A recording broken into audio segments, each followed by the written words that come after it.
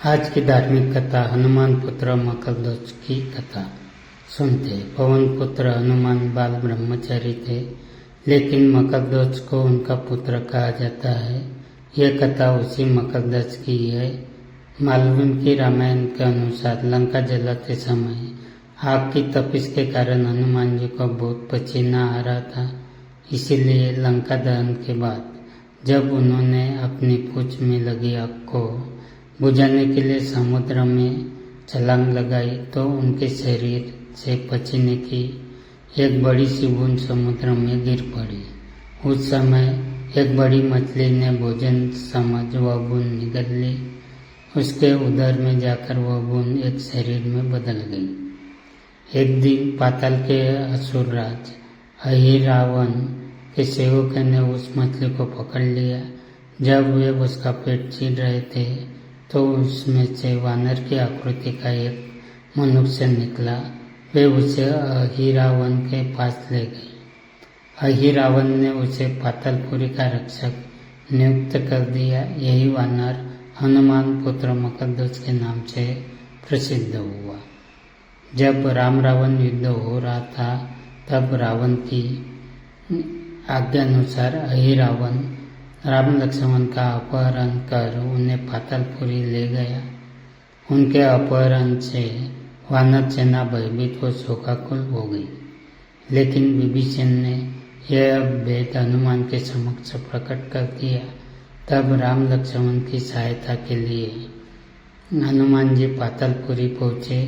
जब उन्होंने पाताल के द्वार पर एक वानर को देखा तो वे आश्चर्यचकित हो गए। उन्होंने मकरध्वज से उनका परिचय पूछा। मकरध्वज अपना परिचय देते हुए बोला, मैं हनुमान पुत्र मकरध्वज हूँ और पातालपुरी का दालपाल हूँ। मकरध्वज की बात सुनकर हनुमान क्रोधित होकर बोले, ये तुम क्या कह रहे हो? दुष्ट, मैं बाल ब्रह्मचारी हूँ, फिर बाला तुम मेरे पुत्र कैसे हो सकते हो? हनुमान का परिचय पाते ही मकरध्वज उनके चरणों में गिर गया और उन्हें प्रणाम कर अपनी उत्पत्ति की कथा सुनाई। हनुमान जी ने भी मान लिया कि वह उनका ही पुत्र है, लेकिन यह कहकर कि वे अभी अपने श्री राम और लक्ष्मण को लेने आए हैं।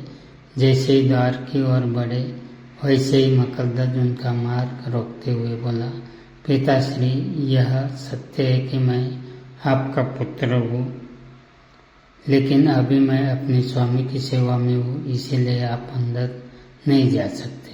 हनुमान ने मकरध्वज को अनेक प्रकार से समझाने का प्रयास किया, किंतु वह द्वार से नहीं हटा। तब दोनों में घोर युद्ध शुरू हो गया। देखते ही देखते हनुमान जी उसे अपनी पूंछ में बांधकर पाताल में प्रवेश कर गए। हनुमान सीधे देवी मंदिर में पहुँचे, जहाँ अहिरावण राम लक्ष्मण की बलि देने वाला था। हनुमान जी को देखकर चामुंडा देवी पाताल लोक से प्रस्थान कर गई।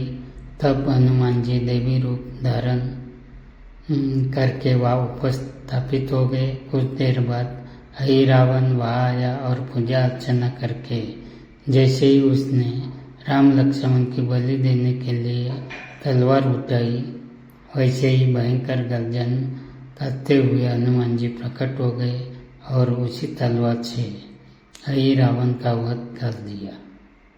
उन्होंने राम लक्ष्मण को बंधक मुक्त किया। तब श्री राम ने पूछा, हनुमान, तुम्हारे बीच में यह कौन बंधा है?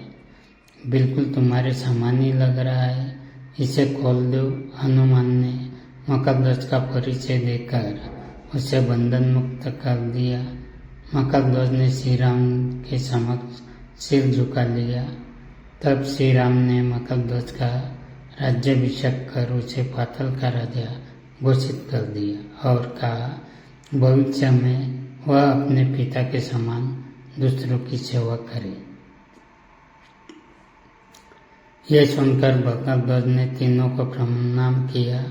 तीनों ने उसे आशीर्वाद देकर वहाँ से प्रस्थान कर गए।